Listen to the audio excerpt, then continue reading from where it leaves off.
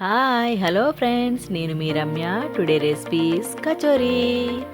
నాకు ఈ కచోరీ అంటే చాలా చాలా ఇష్టం అండి. నాకు ఇష్టమైన రెసిపీ మీకు ఇప్పుడు చేసి చూపించబోతున్నాను. ఓకే, కావలసిన పదార్థాలు: హాఫ్ కప్ పునపిండి, హాఫ్ కప్ మైదాపిండి, చిటికెడు పసుపు, తగినంత కారము, ఒక స్పూన్ సోంపు, ఒక స్పూన్ జీలకర్ర.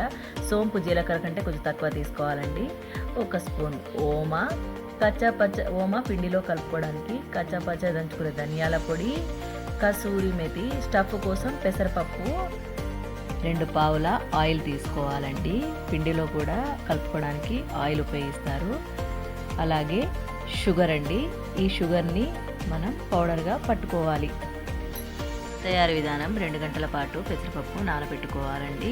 నానబెట్టుకున్న పెసరపప్పును వడకట్టుకొని ఆ పెసరపప్పును మనం కచ్చాపచ్చగా మిక్సీలో పట్టుకోవాలి. ఇదిగోండి, ఈ విధంగా బరకగా పట్టుకోవాలి. మరీ మెత్తగా పట్టుకోవద్దండి, స్టఫ్కు బాగుండదు. ఇప్పుడు ఒక బేషన్ తీసుకోవాలండి. ఆ బేషన్లో హాఫ్ కప్పు గోధుమ పిండి, హాఫ్ కప్పు మైదా పిండి తీసుకోవాలి. 1 టీ స్పూన్ ఓమా,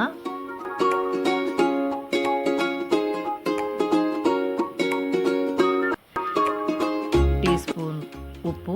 టీ స్పూన్ అంటే స్పూన్లో హాఫ్ అండి ఉప్పు కలుపుకోవాలి. ఇక్కడ ఉప్పు చాలా తక్కువ వేసుకోవాలండి, ఎందుకంటే స్టఫ్లో కూడా ఉప్పు వాడతాం కాబట్టి. ఇప్పుడు పిండిని బాగా కలుపుకోవాలి. ఇప్పుడు మనం వేడి వేడి ఆయిల్ ఈ పిండిలో కలుపుకోవాలి. పిండిని బాగా కలుపుకొని మెల్లిగా కలుపుకోవాలండి, వేడిగా ఉంటుంది కాబట్టి ఆయిల్. బాగా కలుపుకొని పిండి కన్సిస్టెన్సీ ఇలా రావాలంటే మనం కలుపుతుంటే మన పిరికిట్లో ముద్దలాగా రావాలి అన్నట్టు ఇది. ఇప్పుడు కొద్ది కొద్దిగా వాటర్ పోసుకుంటూ చపాతీ పిండిలా మెత్తగా కలుపుకోవాలి మనం.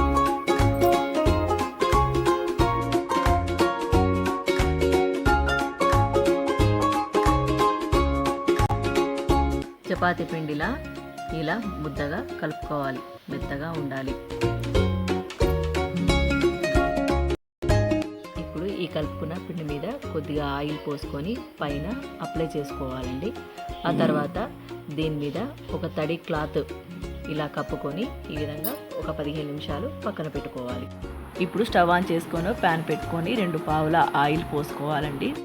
1 స్పూన్ జీలకర్ర, 1 స్పూన్ సోంపు, 2 స్పూన్ల కచ్చాపచ్చ దంచుకున్న ధనియాల పొడి, వీటిని ఆయిల్లో సిమ్లోనే వేయించుకోవాలండి. వీటిని మాడకొట్టకూడదు. ఇప్పుడు పచ్చిమిర్చి, అల్లం వెల్లుల్లి పేస్టు, చిటికెడు పసుపు, తగినంత కారం. మీకు ఎక్కువ స్పైసీ కావాలంటే కారం వేసుకోవచ్చండి. జీలకర్ర పొడి సిమ్లోనే పెట్టుకొని వీటిని బాగా ఫ్రై చేసుకోవాలి.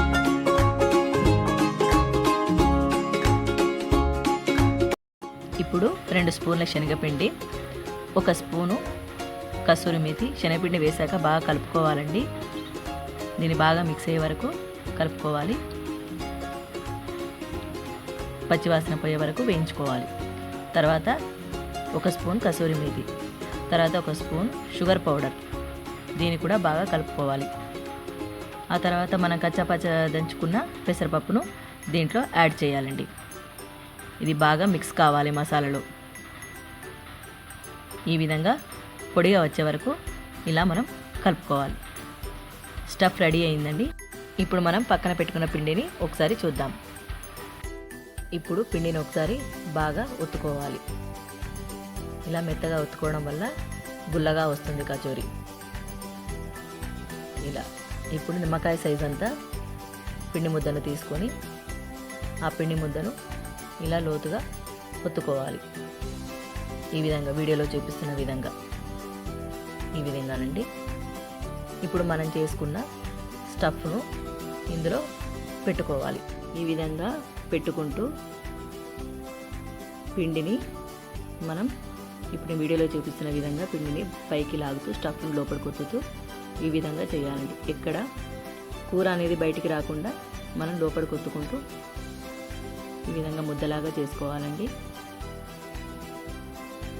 కూర మాత్రం ఏమాత్రం బయటికి రావద్దు. ఈ విధంగా చేసుకోవాలండి.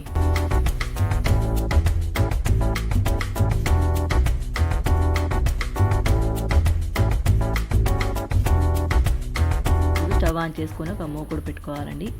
ఆయిల్ బాగా హీట్ అవ్వాలి. హీట్ అయ్యాక ఇప్పుడు ఈ మూకుడులో రెండింటిని వేసుకోవాలి. రెండు వేసుకొని వేయించుకోవాలండి. లో ఫ్లేమ్లో పెట్టుకొని వేయించుకోవాలి. బ్రౌన్ కలర్ వచ్చే వరకు వేయించుకోవాలి. వీటిని చూసారు కదండి, ఎంతో టేస్ట్గా ఉండే కచోరీలు రెడీ అయ్యాయి.